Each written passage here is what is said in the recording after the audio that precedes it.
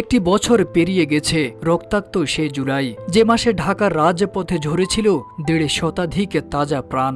ছাত্র, যুবক, পথচারী জনতার রক্তে রঞ্জিত হয়েছিল রাজধানীর পিচ ঢালা সড়ক। পুলিশের গুলিতে একের পর এক প্রাণ যখন নিভে যাচ্ছিল, যখন শহরের প্রতিটি গলিতে শোনা যাচ্ছিল কান্নার আর্তনাদ, ঠিক তখনই সাবেক প্রধানমন্ত্রী শেখ হাসিনার সফরের গন্তব্য ছিল দুর্বৃত্তদের হামলায় ক্ষতিগ্রস্ত মেট্রো রেল। আমি নিন্দা করার ভাষা পাচ্ছি না। আপনার ধন্যবাদ।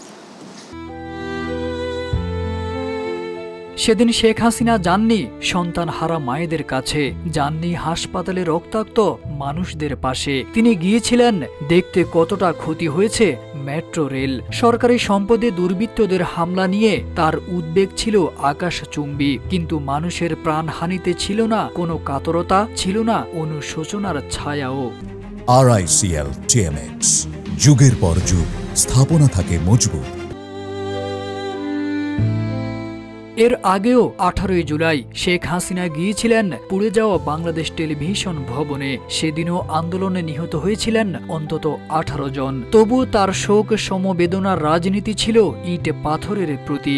মানুষ নয়, অনুভূতি নয়, কেবল কাঠামোর জন্যই কাঁদতে দেখা গেছে সাবেক প্রধানমন্ত্রীকে। তখন তার মায়াকান্না সমালোচনার ঝড় তোলে দেশ জুড়ে।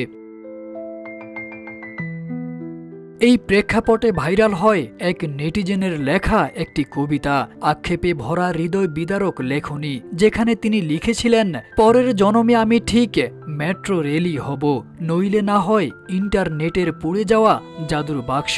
পুরো জাতির প্রাণ ভোমরা যেথায় রক্ষিত থাকে, আমি বিআরটিসি বাসের সিট হব, আমি রাস্তায় ডিভাইডারের ভাঙ্গা রেলিং হব, সড়ক ভবনের সামনে দাঁড়িয়ে থাকা গাড়ি হব, তবুও মাগো আমি মানুষ হব না, মানুষ হব না।